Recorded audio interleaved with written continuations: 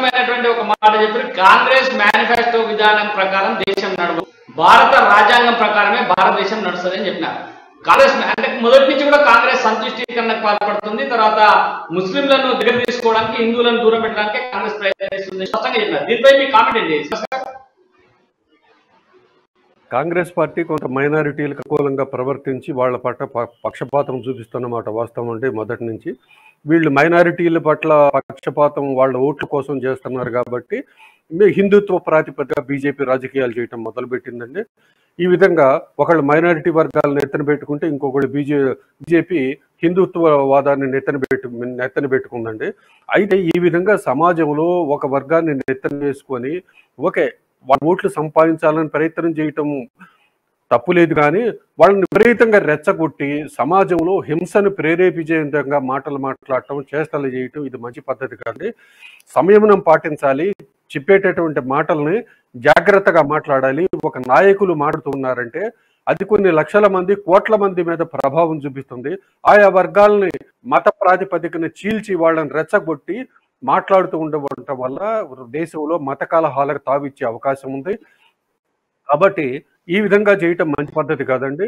కొంత ఒక వర్గం వాళ్ళు తీవ్రవాదం వైపు, కొంత ముస్లిం వర్గం వాళ్ళు వెళ్ళున్న మాట వాస్తవం. అయితే దానికి ధీటుగా మనం కూడా హింస పాల్పడదాం, దానికి ధీటుగా హింసాత్మక కార్యక్రమాలు చేపడదామని చెప్పి హిందుత్వ వర్గాలు ప్రయత్నించడం చాలా పెద్ద తప్పండి. ఆ విధంగా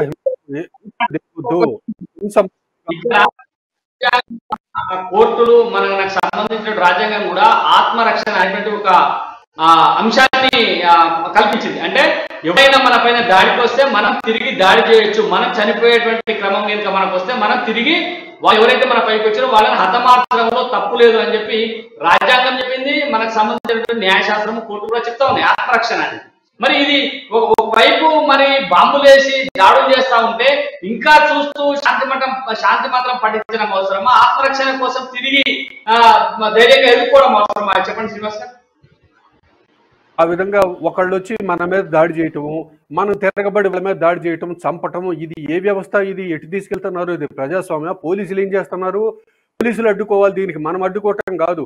పోలీసు వ్యవస్థని, రక్షణ వ్యవస్థని రాజకీయ జోక్యం లేకుండా నిష్పక్షపాతంగా వాళ్ళని పనిచేస్తే ఈ విధమైనటువంటి సంఘటనలు ఉండవు. దీంతో మతంలో రాజకీయం, కులాల్లో రాజకీయం, ప్రతి దాంట్లోకి రాజకీయం చొప్పించి ఒక వర్గం పట్ల కఠినంగా వ్యవహరించడం, లేకపోతే ఒక వర్గం పట్ల సానుభూతి ప్రకటించడం, ఈ విధమైనటువంటి రాజకీయాలు చేయటం, పోలీసులు చేతులు కట్టేయటం, ఈ విధంగా కులాలని, మతాలని పరిపాలనల యంత్రాంగంలోకి చొప్పించి ఈ విధమైనటువంటి విధానాలని చేయటం వల్ల జరుగుతుందండి.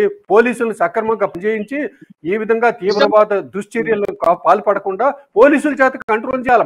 వాళ్ళు ఒకళ్ళ మన మీద దాడి చేయటం, ఇంకొకళ్ళ మీద దాడి చేయటం, ప్రజలే దాడి చేసి కొట్టుకొని చంపుకునే హింసాత్మక ఒకటే మాటలో చెప్పాలంటే చట్టానికి వదిలేయాలి, చట్టాన్ని చేతిలో తీసుకోవడం సరిగా